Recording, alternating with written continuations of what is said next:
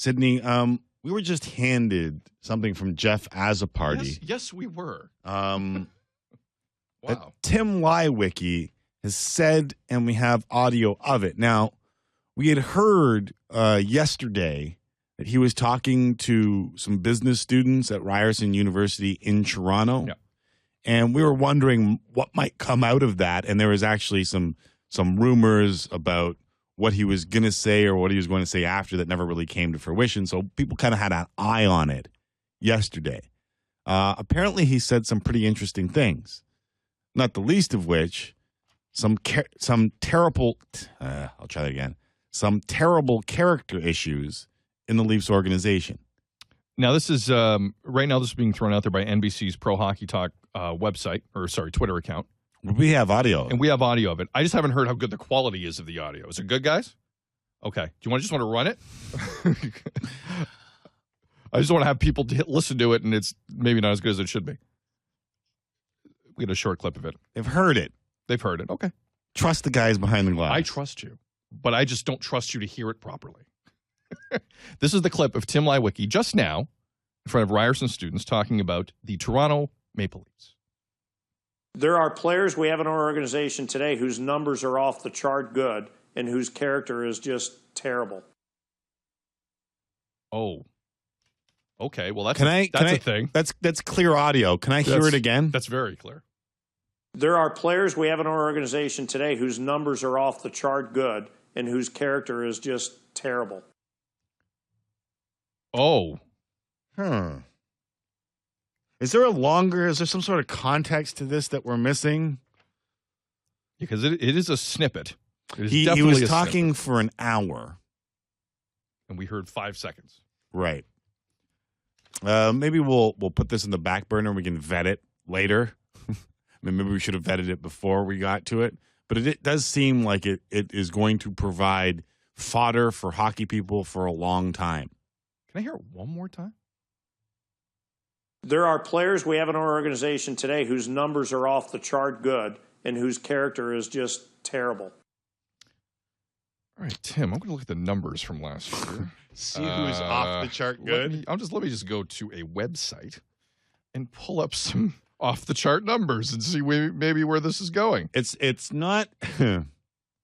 Just stop me at any point if I've overstepped my bounds. No, because here's the deal, Sydney Sixero. No matter what the context, when you hear what Tim Lywicki said, when he says this, there are players we have in our organization today whose numbers are off the chart good and whose character is just terrible.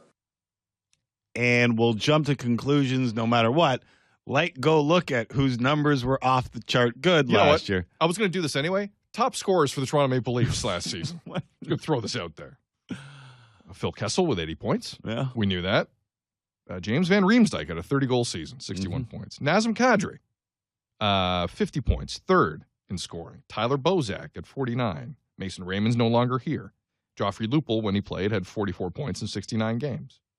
You know, it's funny because when Brendan Shanahan took over and was introduced at the news conference that created the catchphrase of change the culture for the Toronto Maple Leafs. It's been out there for a long time, change the culture. And we kind of latched ourselves, Sydney, to the change of culture. And we got lambasted by some out there who suggested that shuffling the bottom six in a team would change the culture of the team.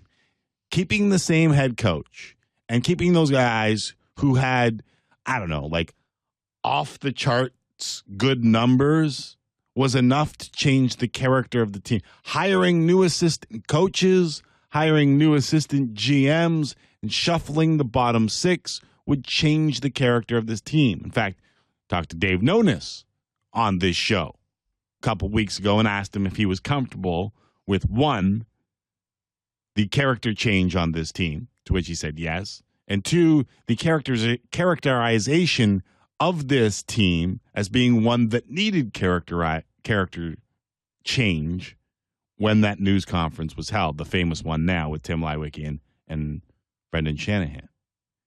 To which he said, I didn't feel like it needed all that much. Yeah. Because they were doing good for most of the season, fell off the At end. the end, yeah. I think Tim Lewicki's opinion may be different from other people's opinions. Keep in mind, by this time next year, he's gone. Gone. So what's stopping him from saying whatever the hell he wants at this point? Nothing. Nothing has ever stopped him from saying Well, whatever the that's hell he wants. But if you're going to be around and organized, I'm literally trying to wrap my head around that comment. Now in terms of the context, I'm assuming this is an analytics discussion he's having with these kids, in terms of numbers and character and what it means. Am I wrong in that? I'm trying to help him out here. There's a longer Lewicki clip where he admits that the Leafs have gone from very little analytical information to two of the smartest analytical guys in the game of hockey today. So yes, it's about analytics, and it's about people saying, well, this guy, it was the same one. I think the argument was had about Grabowski and his percentage of the points scored by his team, and it went up in Washington, and everyone assumed that the analytics told you that he was very important, yet nobody wanted him, and he ended up signing with the New York Islanders, where people go when nobody wants them, right? Yeah. And it was a hockey people versus analytics argument saying, yes, those numbers tell you something, but what the hockey people or the, non-analytics crew will tell you is that this guy is a useless bag of pucks, even though he puts up points. Yeah, I would agree with that. Right? I would agree that this is the base. So maybe that's where the context of this comment comes from. But no matter where the context is, what he said sounds bad. Yeah.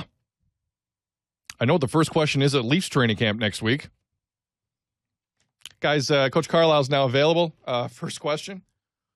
Coach, Tim Lewicki believes you have your top guys have no character. Discuss. Would you like a little more context? Yes. Okay, we have a 40-second clip of the surrounding. I'll take that. All right. Is it ready to go, Lance? Queued up? We're working this as we get it. So yeah. So Paul, we apologize, but this is big us. enough where we can just we thought we'd have to kind of throw it out there soon. So that's what we're doing. Right. As much as you may think every decision we make is all charted out in a number and a computer, it requires an enormous amount of gut instinct. It requires an enormous amount of character. Look, there are players we have in our organization today whose numbers are off the chart good and whose character is just terrible. I don't care how good your numbers are. If you have bad character, you are doomed for failure. But I've seen guys with really bad numbers and great character, and at the end of the day, they still make it in the NHL because their character is so good. And so you got to have analytics. We now, at the Maple Leafs, we've gone from very little analytical information to we have two guys we just hired that are considered to be two of the smartest analytical guys in the game of hockey today. That's worse. Is it worse? I think it's worse. Like I'm trying to give him an out here where he just didn't crush his top guys. Can I give him an out? Go ahead. He's talking about Joshua Levo and Spencer Abbott and TJ Brennan. So when he said organization, the Marlies. Talking about the Marlies. Yeah, that's not. That's not. Give him the out. Nope.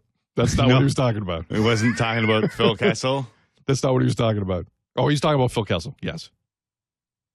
Who else is off the charts good on this team? That's not even off the charts. He's a point a game player. Like what define off the charts? For the Leafs, what's off the charts? It's a point a game. Oh my goodness. Tim Lewicki just took a crowbar to the top guys in this organization a week before the preseason is set to begin, coming off one of the biggest embarrassments from a season-ending standpoint this team's ever had.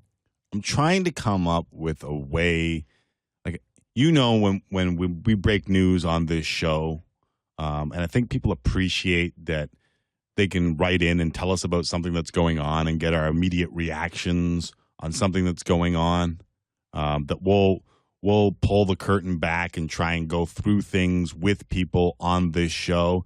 And I think my role in this, oftentimes, Sydney, is to try and take the cool, calculated look at things. Well, I just make accusations and hurl them at people with no basis to back it up. So I'm looking for this situation. You don't do that. I'm looking for the situation in which this doesn't sound as bad as it sounds, and I can't really find it.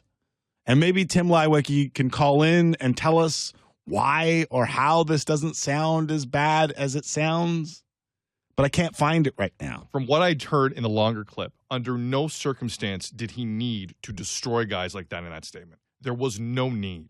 We could just say There was no need. there are players in the NHL whose numbers are off the charts good, Boom. whose character is just terrible. Could have said that.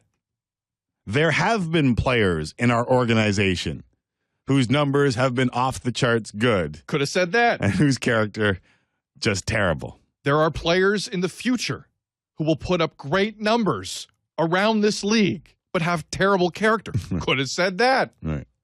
Nope. The only thing he didn't say was Phil. This is the only thing he didn't say. Yeah. And he kind of did. At least that's how I interpret it.